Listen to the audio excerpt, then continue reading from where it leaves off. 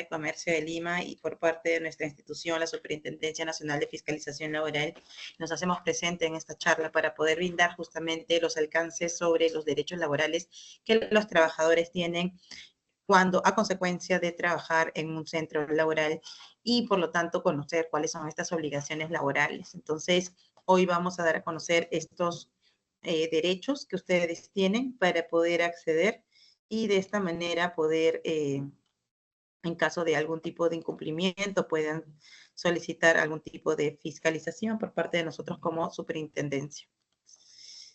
Bien, Señorita gracias. Mariela, solamente para poder acotar, para que puedan todos tener el siguiente enlace, les voy a compartir por el chat el enlace para que registren su asistencia. Sí, por favor, todos los que están presentes, guardemos el enlace para que de repente al finalizar la ponencia podamos ya registrarnos y de esta manera se les pueda emitir un certificado porque nosotros tenemos este certificado de participación. Sí, solamente ello y le doy el pase. Gracias.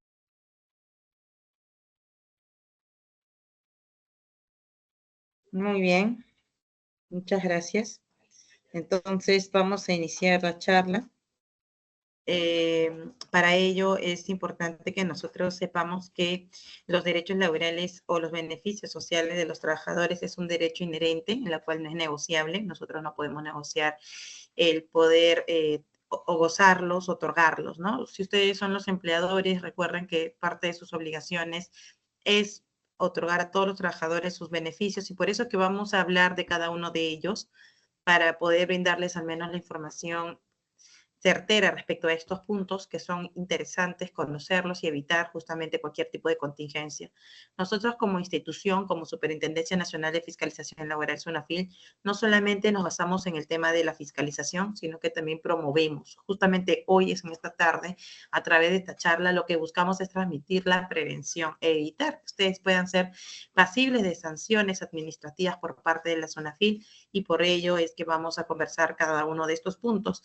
En el temario, en el desarrollo de esta charla, vamos a hablar de los conceptos remunerativos, no remunerativos, beneficios sociales, feriados, horas extras, descanso semanal obligatorio, los seguros y respecto a las sanciones que SUNAFIL nos puede poner respecto a estos puntos.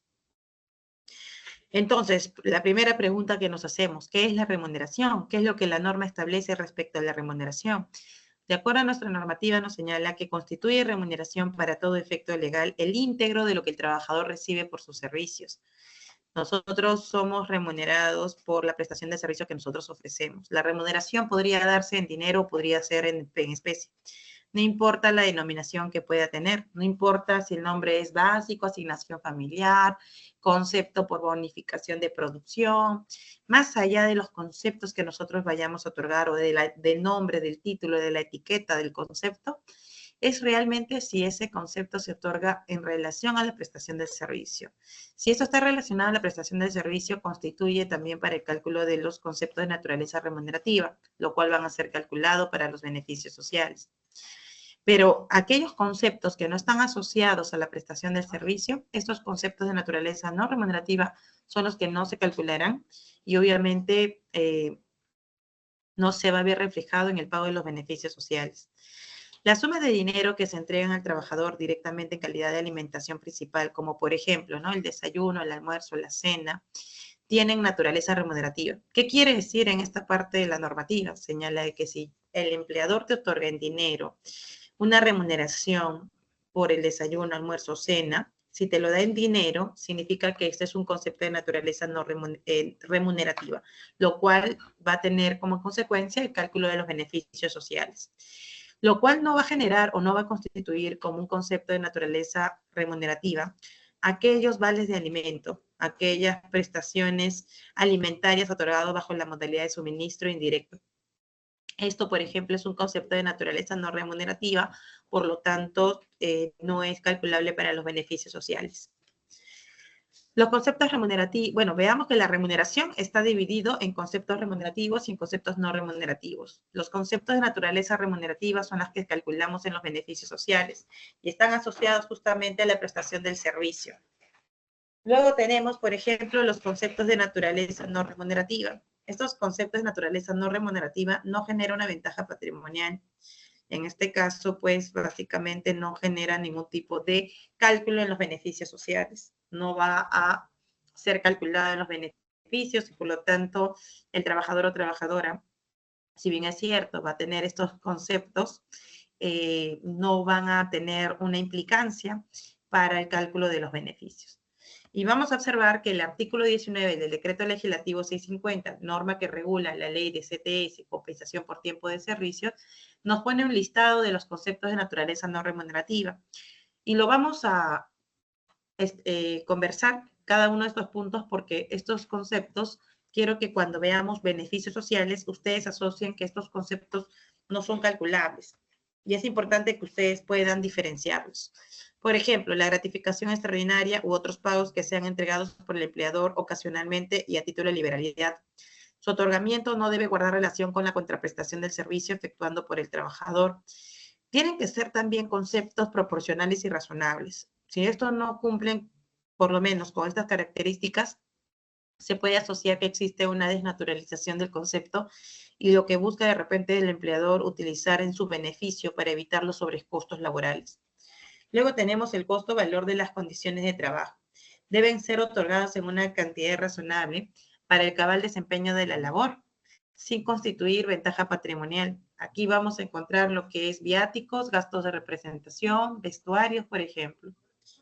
Tenemos también el valor del transporte supeditada a la asistencia. Muchos empleadores facilitan a los trabajadores un concepto de movilidad, pero esta debe estar supeditada a la asistencia. ¿Qué ocurre cuando no está supeditada a la asistencia? Cuando yo le otorgo al trabajador movilidad, un concepto fijo todos los meses, a pesar que salió de vacaciones, estuvo con descanso médico, algún tipo de suspensión, pero el monto sigue siendo el mismo. En este caso, es muy probable que no estamos frente a un valor de transporte, sino que realmente forme parte de la remuneración del trabajador, lo cual se genera en la desnaturalización y por lo tanto no es calculable para los beneficios sociales. Bien, entonces, esto también es importante que nosotros tengamos en cuenta. La asignación o bonificación por educación, siempre que sea por un monto razonable y se encuentre debidamente sustentado. Ocurre que, pongamos un ejemplo, un trabajador gana el mínimo, 1.025 soles. Y en el mes de febrero o marzo le estoy entregando 10.000 soles por bonificación por educación. Entonces, este tipo de situaciones podría traernos a colación que probablemente esos 10.000 soles no esté asociado realmente a las implicancias de tener a un hijo o una hija en un centro educativo. Tal vez una persona que gana el mínimo, obviamente también va a tratar, ¿no?, de ajustar según su necesidad el tema escolar de sus hijos, el tema de los útiles. Pero 10.000 soles ya suena irrazonable o tal vez no esté sustentado totalmente para el otorgamiento de estos 10.000. Entonces, aquí también se podría originar una desnaturalización. Lo que se busca es que los conceptos que ustedes puedan otorgar desde su calidad de empleador es que realmente estén asociados a la prestación del servicio como tal y que estos montos sean razonables, que no se vayan a originar un acto de desnaturalización. Luego tenemos la entrega de bienes de la propia producción de la empresa, siempre que sean otorgados en cantidad razonable para el consumo directo y el de la familia. También puede ser la canasta navideña, el reparto de utilidades como conceptos no remunerativos o asignaciones o bonificaciones. Te doy una bonificación, por ejemplo, porque te casaste, porque te divorciaste, porque has tenido un hijo, ¿no? O por bonificaciones por fallecimiento por algún familiar directo. Son de naturaleza no remunerativa. Por lo tanto, no son calculables o tienen implicancias en los beneficios sociales.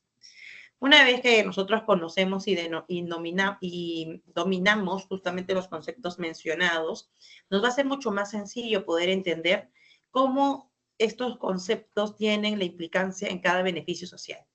Hablemos de la gratificación. La gratificación está regulada por la Ley 27735. La gratificación constituye un beneficio social a favor de nuestros trabajadores. Para poder acceder a este derecho, es importante que el trabajador esté formalizado, o sea, que esté en planilla, que además tenga un mes calendario completo para que pueda ser considerado como un sexto de gratis y que obviamente el trabajador o trabajadora se encuentre elaborando para poder acceder justamente a este beneficio. Inclusive los trabajadores que tienen un contrato a tiempo parcial, un contrato sujeto a modalidad, también tienen derecho a la gratificación. No hacen una diferenciación por el tipo de contrato que pueda tener el trabajador. Así que todos los trabajadores, sin importar el tipo de contrato que puedan tener o haber celebrado, van a tener derecho. Los que no van a tener derecho a la gratificación son, por ejemplo, los locadores de servicios, los jóvenes en formación bajo la modalidad formativa o las microempresas. La oportunidad del pago de la gratificación se da en los meses de julio y en los meses de diciembre. Pronto vamos a tener que ya hacer el cálculo del pago de la gratificación y hacer los depósitos. Los primeros 15 días del mes de julio y los primeros 15 días del mes de diciembre son los meses puntuales que nosotros tenemos que hacer el pago. El plazo es indisponible, nos establece en la normativa. Eso quiere decir que nosotros no podemos señalar con el trabajador una fecha distinta a la que ya se pactó en la norma. Bien, entonces no se puede pactar otra fecha distinta. ¿Puedo pagar en forma proporcional? Prorrateada no, porque la norma pide o exige que el pago de la gratificación sea los primeros 15 días de julio y los primeros 15 días de diciembre. Si yo pago luego, no lo pago en los primeros 15 días, ¿qué ocurre? Pues deben saber ustedes que tienen que asumir los intereses legales que se ejecutan por los días que deje de pagar el trabajador o por la fecha de vencimiento del pago. El periodo a computarse para el pago de la CT de la gratificación, por ejemplo, para fiestas patrias que están prontos a calcular, van a tomar del 1 de enero al 30 de junio. Para la gratificación por Navidad, tienen que tomar los meses de julio al meses de diciembre. Son 6 meses de manera semestral.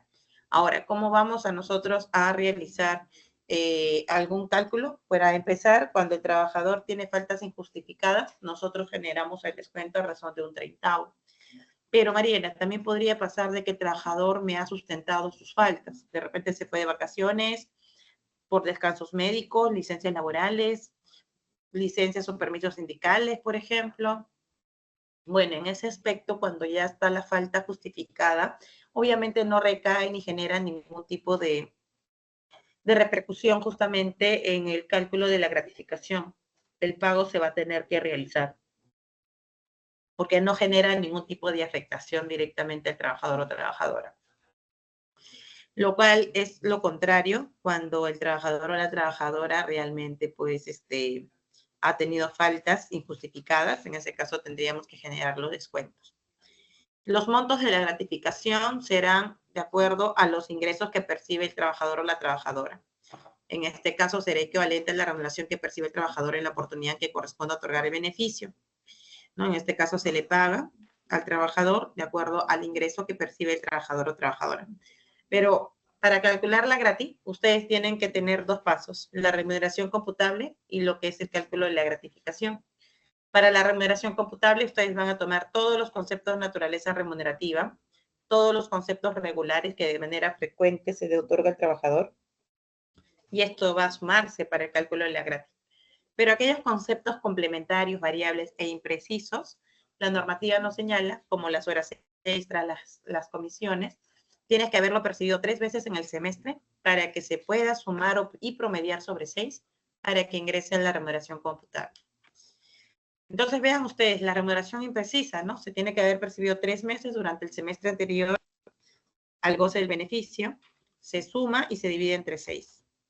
Bonificación extraordinaria. La gratificación viene acompañada con la bonificación extraordinaria. No solamente vas a percibir gratificación, sino que también vas a recibir una bonificación, que es el 9% según las aportaciones que haces con el SLU. Pero si mi empleador me otorga EPS, en ese caso, en ese sentido, la bonificación extraordinaria va a disminuir porque lo que nosotros pagamos al salud es el 9% de manera regular. Pero cuando el trabajador tiene EPS, el porcentaje de la aportación de la salud disminuye al 6.75%.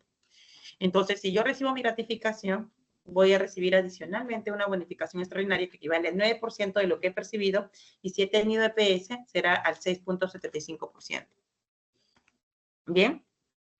Ok, entonces esto es en cuanto a la gratificación, un beneficio social que tienen todos los trabajadores que estén en planilla, que tengan más de un mes calendario elaborando, y no importa la modalidad contractual, todos van a tener derecho. Los primeros 15 días del mes de julio, los primeros 15 días de diciembre son los depósitos de la gratificación. Igual tiene que estar declarado en la planilla y reflejarse en la boleta de pago mi derecho. Tenemos otro derecho laboral o beneficio social, como es la compensación por tiempo de servicio, que ustedes también lo deben conocer como CTS. La CTS tiene calidad de beneficio social de previsión de las contingencias que origina el cese del trabajador. El propósito principalmente es un auxilio económico a favor del trabajador desempleado que le permita afrontar las consecuencias del desempleo de forma que pueda sobrellevar las necesidades personales. Recuerden ustedes que los que tienen derecho a la CTS son aquellos trabajadores que laboran igual o mayor a 4 horas, descartando totalmente a los trabajadores a tiempo parcial. Entonces, es importante que sepan que primero el trabajador tiene que estar en planilla, tiene que tener más de un mes laborando y tiene que laborar igual o mayor a 4 horas diarias para poder acceder a dicho derecho.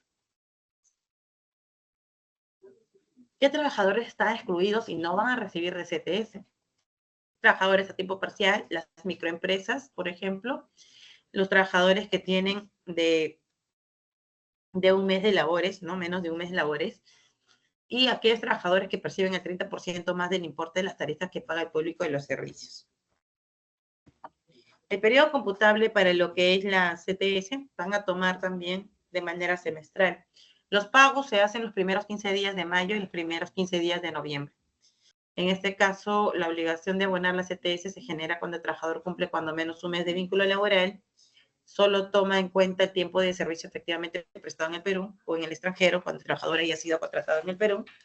Son computables los días de trabajo efectivo, ¿no? Y cuando el trabajador se ausenta en el centro de trabajo de manera justificada, no repercute en el pago del beneficio social que es la CTS.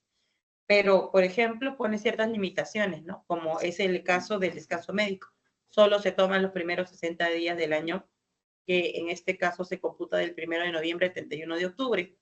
Los días de huelga, los días de descanso pre y postnatal, como es la licencia de maternidad, que tiene una duración de 98 días o una extensión de la misma hasta por 30 días más.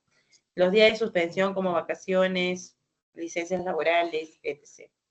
El periodo a depositar, por ejemplo, para quincena de mayo tomamos de noviembre a abril. Para noviembre el depósito tenemos que tomar de mayo a octubre.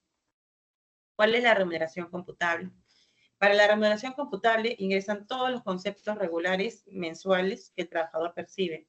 Por ejemplo, la remuneración básica, la asignación familiar, entre otros conceptos, sin importar la denominación, siempre que este sea de naturaleza remunerativa. Pero la normativa también nos señala, ¿no?, que la última remuneración percibida el 30 de abril o 31 de octubre son las que se van a calcular para la remuneración computable. Si tú tienes algún concepto variable o impreciso, vas a tener que verificar que se cumple con la regla de haberlo percibido 3 meses en un periodo de 6 para luego promediarlo y dividirlo entre 6. Por ejemplo, en el cuadro amarillito, ustedes están viendo que no recibió en diciembre, ni en febrero, ni en abril, pero tiene en noviembre, enero y marzo que haya percibido, por ejemplo, horas extras. Esto significa que sí ingresan al cálculo de la CTS de la remuneración computable. Luego tenemos de noviembre a abril, ¿no? Tenemos que marzo y abril sí se otorgaron, el resto de meses no se otorgó lo que es las horas extras. Entonces aquí, como pueden observar, no se cumple con el otorgamiento de 3 meses en el periodo de 6 para poder ser calculable. Al no ingresar, no es computable. Entonces aquí vemos frente a un ejemplo, ¿no? Trabajador percibió en noviembre, enero, febrero y abril. Sumo todos los conceptos, lo divido entre 6 y eso es lo que ingresa en la remuneración computable. En noviembre y abril también vemos que lo ha percibido 3 veces, ¿no? Enero, febrero y abril. Sumo todos los conceptos y se va a dividir en el periodo que se va a liquidar. En este caso entre 4 porque ingresó en enero. Remuneraciones periódicas. También ingresan a los conceptos para el cálculo del beneficio social de CTS. Aquellos que son de periodicidad semestral, por ejemplo, la gratis o aquellos conceptos que se otorgan de manera semestral, por lo que ingresarán bajo la figura de un sexto. Si es un concepto que es superior a 6 meses, pero no mayor a un año, ingresarán bajo la figura de un doceavo. Aquellos conceptos superiores a 12 meses no se incluyen. Cuando un trabajador cesa por cualquiera de las causales de extinción del vínculo laboral, van a tener derecho a la CTS trunca. De acuerdo a la normativa, tenemos un plazo de 48 horas de haberse producido el cese para poder ya otorgar todos los beneficios truncos o los beneficios sociales que haya podido originar. Las vacaciones. otro derecho o beneficio que tienen los trabajadores. De acuerdo a la normativa, nos señala que todo trabajador que labora igual o mayor a 4 horas diarias tienen derecho a 30 días continuos de vacaciones. En este caso también la norma nos establece que tienes que estar en planilla, ¿no? Tienes que laborar igual o mayor a 4 horas diarias y no importa el tipo de contrato, igual tienes derecho. Mariela, y el part-time, en el caso del part-time, se va a sujetar al convenio número 52 de la Organización Internacional de Trabajo. Y adicionalmente, y por último, el récord vacacional. Si tú trabajas 6 días a la semana, imagínate de lunes a sábado, tienes que por lo menos haber laborado 260 días al año. Si laboras 5 días al año, tienes que por lo menos tener una labor efectiva de 210 días al año. Trabajadores con jornada de 4 o 3 días no deben tener un exceso de más de 10 faltas injustificadas, ¿no? Los días computables para el récord vacacional, por ejemplo, ¿no? Para llegar a estos 260 y 210, sabemos que es laborar e ir a laborar de manera directa. Pero también existen situaciones en las cuales el trabajador puede haberse ausentado y que esté justificado, o haber hecho horas extras, ¿no? O trabajar en un día de descanso, que lo cual también se va a considerar como parte del récord vacacional. La remuneración vacacional es equivalente a la que el trabajador hubiera percibido habitualmente en caso de haber continuado laborando y será abonada al trabajador antes del inicio del descanso. Se considera remuneración a efecto de la computable la compensación del tiempo de servicios aplicándose analógicamente los criterios establecidos, ¿no? Por ejemplo, los conceptos variables o imprecisos también ingresarían. La oportunidad del goce, ¿no? El descanso vacacional se disfruta dentro del año siguiente que ganó el derecho de lo que son las vacaciones. Entonces, se va a otorgar este derecho. Tenemos nosotros, por ejemplo, ¿no? Que serán fijadas de común acuerdo. Empleador y trabajador deberían acordar y programar sus vacaciones, pero a falta de acuerdo, ya el empleador es por su facultad de dirección puede tomar la última decisión de cuándo debería hacerse disfrute de estas vacaciones. Cuando un trabajador no sale de vacaciones en el periodo que le corresponde salir, esto genera lo que es una indemnización, ¿no? Que comprende la remuneración por el descanso vacacional adquirido y no gozado y la indemnización equivalente a una remuneración por no haber disfrutado del descanso. El monto de las remuneraciones indicadas será el que se encuentre percibiendo el trabajador en la oportunidad que se está efectuando el pago. No alcanza a los gerentes o representantes de la empresa que hayan decidido no hacer uso del descanso. Bien, siempre que los gerentes hayan tomado esa decisión, pues obviamente aplica lo que es justamente el no corresponder, ¿no? El pago de la indemnización. Bueno, existe lo que es el adelanto de vacaciones, de acuerdo al decreto legislativo 1405. Hay una obligación por un derecho que el trabajador tiene de poder solicitar mediante escrito al empleador que se le pague o que se le adelante las vacaciones. No es una obligación la aceptación, no es que sea automática. Obviamente el empleador puede negar a su solicitud o aprobarlo. Entonces, el adelanto de vacaciones sí tiene una particular, porque si en caso tú le entregas los 30 días a pesar de que no cumple el año, genera un riesgo, ¿no? De que el trabajador se pueda ir. Y si esto ocurriera, no puedes compensarlo con otros días o el trabajador no va a tener derecho a reclamo de compensación, ¿no? O sea, hay que darle bien pensado.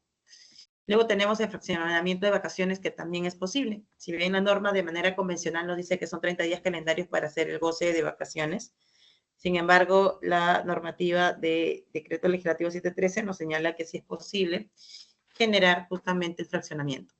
15 días que pueden ser agrupados de 7 y 8 y otros 15 días que pueden ser agrupados de 7 hasta o menor a un día. Supuestos especiales de reducción de vacaciones, lo que nosotros también conocemos como la venta de vacaciones. El descanso vacacional puede reducirse de 30 a 15 días calendarios con una respectiva compensación de 15 días de remuneración. El acuerdo de reducción es por escrito. La reducción solo puede imputarse al periodo vacacional que puede gozarse de forma fraccionada en periodos inclusive inferiores a 7 días calendarios.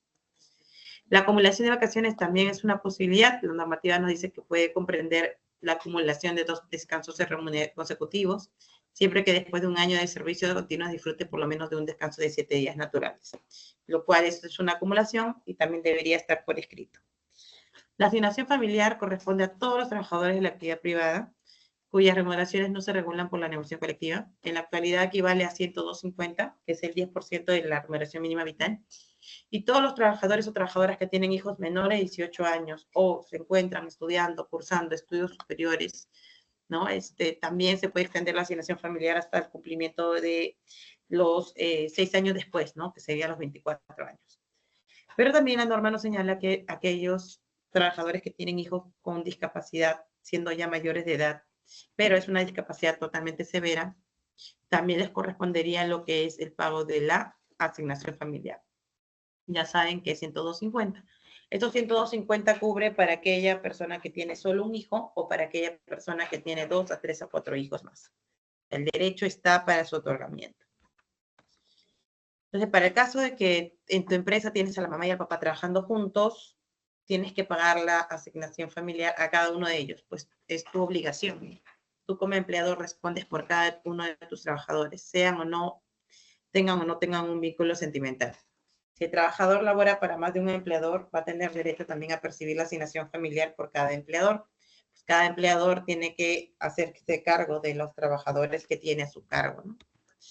El reparto de utilidades, bueno, también es un beneficio social de naturaleza no remunerativa porque no es calculable para los beneficios sociales. Y esto aplica para aquellas empresas que son de la actividad privada y que tienen más de 20 trabajadores en planilla electrónica y que realice actividades que generen renta de tercera categoría. Entonces, por ejemplo, ¿no? Aquellas empresas que son agentes mediadoras de comercio, rematadoras, martilleros, garajes, reparaciones, construcciones, recursos naturales, comunicación, sanatorios, hoteles, transporte forestal, son las que también tendrían derecho a, bueno, la obligación de generar reparto de utilidades. Si tienes durante todo el año calendario, por ejemplo, del 2023, ¿no? Que en enero tuviste 15, en otro mes tuviste 30 y así un vaivén, la norma dice, señala, suma todo y lo promedias. Si te sale más de 20.5, significa de que es una obligación que ya genere ese reparto de utilidades. Si es menor a 20.5, entonces no hay una obligación de reparto, sería de manera unilateral por decisión de la empresa. ¿Quiénes están excluidos? Las cooperativas, empresas autogestionarias, sociedades civiles, empresas que no exceden del 20 trabajadores. No corresponde a los locadores de servicios, jóvenes en formación bajo cualquier modalidad de convenio y trabajadores de la microempresa. De acuerdo al porcentaje de la distribución, es que el régimen pesquero es al 10%, el agrario es entre el 2021 al 2023 al 25%, y entre 2024 y 2026 es al 7.5% y a partir del 2027 al 10%. En empresas de telecomunicaciones al 10%, industriales 10%, mineras 8%, empresas de comercio por mayor 8% y otras actividades al 5%. De acuerdo a lo que te van a pagar como utilidades, el 50% está asociado a los días laborados por cada trabajador y el otro 50% es de las remuneraciones de cada trabajador. Los días computables para el reparto de utilidades en cuanto al tema de las labores es la licencia sindical, los miembros del Comité de Seguridad y Salud de Trabajo, los días no elaborados por cierre del centro de trabajo ante la Comisión de Infracciones Tributarias, días no elaborados de un despido nulo, no se va a considerar. El monto máximo para el reparto de utilidades es hasta 18 remuneraciones que se encuentran vigentes al cierre del ejercicio. Plazo para el pago. Tenemos hasta 30 días posteriores a la fecha que vence la declaración jurada para poder nosotros ya realizar el pago, ¿no? Generar el programa de pago a todos nuestros trabajadores o cesados de acuerdo al cronograma que fue enviado por parte de la SUNAT en inicio del mes de enero. El reparto de utilidades igual tiene que caer en una hoja de liquidación, porque es importante que el trabajador se pueda enterar cómo se está calculando este derecho, ¿no? Se va a indicar nombre, razón social del empleador, nombre completo del trabajador, renta anual de la empresa antes de impuestos, número de días laborados por el trabajador, remuneración del trabajador considerada para el cálculo, la cantidad total de los días laborados por todos los trabajadores de la empresa, con derecho a percibir utilidades. Pago extemporáneo. Trabajadores cesados antes de la fecha de reparto tienen derecho al cobro hasta por 4 años a partir del momento que debió efectuarse la distribución. Y la suspensión de la relación laboral, el requerimiento será vencido a los 30 días de haber reiniciado las labores sin que hubiera efectuado el pago de utilidades. Las horas extras, bueno, también es un beneficio, o sea, que haya realizada en exceso a la jornada ordinaria. Esta puede ser antes o después de la jornada laboral. Una de las características es que sea totalmente voluntario por parte del trabajador y por parte del empleador para su otorgamiento. Adicionalmente, la normativa nos dice que el sobretiempo tiene que ser de manera excepcional, no puede ser de manera diaria, porque si eso es así, entonces el empleador está incumpliendo con la jornada máxima. Muy aparte, muy a pesar de que les haya pagado las horas extras, estás incurriendo en incumplimiento. ¿No existe algún límite de horas extras? Actualmente no existe un límite para realizar horas extras, pero en este caso debe ser de manera extraordinaria y no puede dejar al trabajador sin un periodo suficiente para su descanso físico y adecuado. Recuerden que las 2 primeras horas extras se tiene que pagar con una sobretasa del 25% por cada hora extra, ¿no? En la tercera hora extra en adelante se tiene que generar lo que es un recargo 35% sobre el valor de la hora. Y bueno, aquí tenemos un ejemplo, ¿no? Mi remuneración mensual, 1.200, 30 días, valor del día 40, dividido entre 8 horas diarias, es a 5 soles, con la sobretasa se incrementa un sol punto 25, ¿no? Entonces, esto es con el pago de las horas extras. Igual también una forma de compensar, no solamente es en dinero, que también se puede compensar a través de un documento donde el empleador puede justamente autorizar la compensación y bueno, ya con ello el trabajador no le van a pagar con una sobretasa, sino con una compensación o sustitución por el día de trabajo. El descanso semanal obligatorio también es un derecho que todos los trabajadores tienen, como mínimo 24 horas consecutivas dentro de la semana para el descanso. De acuerdo a la norma nos dice que el día domingo debería ser el día de descanso para todos, pero no necesariamente, porque en este caso el empleador puede decir una fecha distinta a la que la normativa expresamente haya podido preferir. Puede ser un lunes, un martes, porque depende mucho del sector. La remuneración por el día de descanso semanal, bueno, cuando un trabajador labora en su día de descanso semanal obligatorio, el empleador puede compensar por otro día de descanso o también podría compensarlo con dinero por el día trabajado con la sobretasa al 100%. El descanso semanal obligatorio está sujeto a descuento. Obviamente, si el trabajador tiene faltas injustificadas, va a generar también su descuento, pero también la norma nos establece que el pago del descanso semanal obligatorio también está sujeto a que si en caso el trabajador se ausenta por suspensión, ¿no?, de la relación laboral, por huelga, por inasistencias motivadas por accidente como descansos médicos, estas están excepcionalmente, no va a generar ningún tipo de resta para el descanso semanal obligatorio, ¿no? Entonces, el descanso semanal obligatorio trabajado tiene 2 formas de compensar. Una es compensarlo por horas o por el día trabajado, y la otra es el pago de la sobretasa. También tenemos el descanso remunerado por feriados. Actualmente nosotros tenemos 3 tipos de feriados, los nacionales, no nacionales y los gremiales. Los feriados es un derecho que tienen los trabajadores también al derecho al descanso y que de hecho el descanso sea remunerado. Actualmente tenemos 16 feriados desde que entró en vigencia el 23 de julio, el 7 de junio, el 9 de diciembre y el 6 de agosto. Son los 4 feriados que últimos se han podido insertar y todos estos son de carácter nacional y de carácter obligatorio. Los trabajadores tienen derecho a percibir por el día feriado no laborable la remuneración ordinaria correspondiente a un día de trabajo, ¿no? Entonces, si nosotros trabajamos en nuestro día de descanso o en nuestro feriado, nuestro empleador nos tiene que pagar por el día trabajado con la sobretasa al 100%. Ahora, la forma de compensar no solamente es pagar, también puedo compensarlo sustituyéndole por horas o por días. Aquí tenemos un caso especial. En el caso del 1 de mayo, la norma nos dice que si coincide con tu descanso semanal obligatorio, en este caso el empleador tiene la obligación de retribuirte un jornal diario, siempre que coincida tu descanso con el 1 de mayo. Y esto podría aplicar para el 23 de julio, no, solamente aplica para el 1 de mayo porque se celebra el Día del Trabajador. En los feriados no nacionales tenemos algunas regiones en las cuales celebran alguna situación especial. Por ejemplo, Tumbes, Piura, Ica, Cusco, Madre de Dios, Huánuco y Pisco. Tienen una fecha donde hacen este tipo de celebraciones. Y por lo tanto, en esa zona, si el día lunes, como ayer que ha sido San Juan, se ha declarado como feriado nacional, el empleador debe descansar, va a ser remunerado.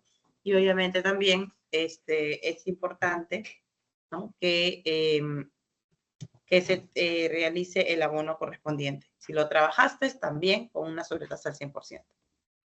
En los gremiales, como pueden ver, las trabajadoras del hogar han conseguido tanto, en este caso ya cuentan con su sindicato, federación, pero adicionalmente también tienen un día por celebrar por su día, ¿no?, que es el 30 de marzo.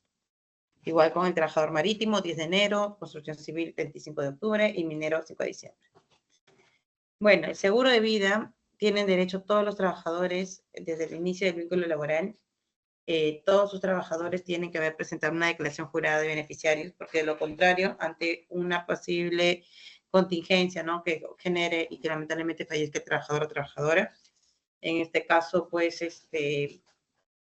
el empleador es el que va a tener que asumir el pago, ¿no? Por eso que es importante el seguro de vida. ¿Cuáles son las coberturas que va a originar este seguro de vida? Por causas de fallecimiento por muerte natural es hasta 16 remuneraciones.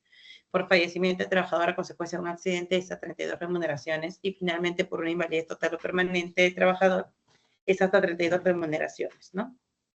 Entre las obligaciones del empleador es que ustedes contraten una póliza. Todas las pólizas están autorizadas a través de la página de la SBS. Hacer los pagos a través de las entidades, ¿no?, o compañías de las cuales tienes que estar al día con la prima. Finalmente, también se tiene que registrar en la página del Ministerio de Trabajo en un plazo de 5 días hábiles para el registro del seguro de vida. Obligación del trabajador, presentarte una carta legalizada indicando quiénes son sus beneficiarios. Los beneficiarios pueden ser la cónyuge, el conviviente, los hijos, padres o hermanos menores de edad. Entonces, una vez que el trabajador fallece, nosotros ponemos en contacto a la compañía de seguros para que mande la documentación solicitada y ya con eso tengan un expediente, pues, armado, ¿no?, en el momento de la entrega. Si en caso los beneficiarios no hacen el cobro del seguro de vida después de haber transcurrido un año del siniestro, en este caso el empleador es el que podría solicitar el desembolso del dinero. El registro es fácil, ingresan a la página del ministerio, no hay un cobro alguno. Solamente debes registrar la póliza, los datos del empleador, del trabajador, los datos del contrato laboral y de los beneficiarios. También tenemos lo que es la SSTR, que también es un derecho laboral que tienen los trabajadores, porque este seguro tiene una cobertura o protección, ¿no?, a los trabajadores respecto a la función de trabajo que realizan y que generen algún tipo de accidente, ¿no? Otra cobertura adicional de los afiliados regulares del Seguro Social de Salud que puedan desempeñar el alto riesgo. Por ejemplo, la SSTR tiene dos tipos, dos calidades, una que es salud e invalidez. Y las que tú tienes que contratar son las dos, no puedes contratar solo uno, ¿no? Entonces, la prestación de salud tiene la cobertura por temas de accidente de trabajo o enfermedad ocupacional.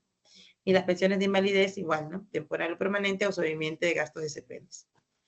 ¿Quiénes son los asegurados obligatorios? La totalidad de trabajadores del centro de trabajo en el cual se desarrollan las actividades previstas en el anexo 5. Así como todos los demás trabajadores de la empresa que no perteneciendo a dicho centro de trabajo se encuentran regularmente expuestos bajo riesgo. Tenemos el Seguro Social de Salud y la Seguridad Social en pensiones. El Seguro Social de Salud es el 9% para todos tus trabajadores de acuerdo a los ingresos que perciben. El tema de las pensiones no es negociable. Las partes tienen, o bueno, en este caso el empleador generar la retención y la aportación, porque la jubilación es una obligación. Tenemos el Sistema Nacional de Pensiones o el Sistema Privado de Pensiones. Para terminar, el procedimiento inspectivo es el siguiente. Se inicia con una denuncia que puede ser virtual o presencial. Se genera una orden de inspección. Luego se aplica, en este caso, ya un inspector o inspectora a cargo, quien va a realizar las acciones inspectivas. Entre estas, la revisión de la casilla, comprobación de datos, visitas inspectivas de manera inopinada o las comparecencias. Una vez pasados los 30 días hábiles, se podrá emitir un informe de inspección o un acta de infracción. El informe es porque el inspector no advierte de ningún incumplimiento y el acta de infracción es porque sí advierte o detecta algún tipo de incumplimiento. Estas son las tablas de multas en soles que pueden ustedes observar como régimen micro, pequeño, no MIPE, ¿no? Y cuáles serían las sanciones a imponerse. Tenemos entre infracciones leves hasta infracciones muy graves.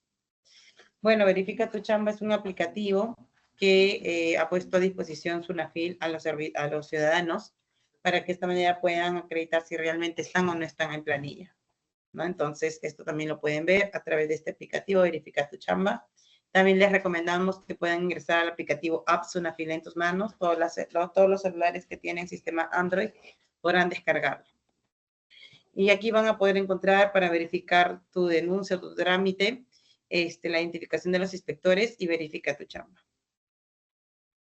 Y bueno, con esto damos por culminado nuestra charla. Agradecer a la Cámara de Comercio de Lima, también a nuestra institución, por hacer posible que esta charla se haya podido dar. Igual nos pueden seguir a través de nuestras redes sociales, Facebook, Twitter, Instagram, YouTube, TikTok. A través de esos medios nosotros estaremos dejando algunos mensajes, ¿no? Sobre temas laborales que les pueda servir o ayudar. Si quieren hacer preguntas, de repente después de esta charla, también nos pueden hacer a través del aplicativo SUNAFIL Responde, con el QR que están viendo en pantalla, donde podrán hacer sus preguntas. Muy bien, ahora sí damos por culminada la charla. Muchísimas gracias a la Cámara Comercial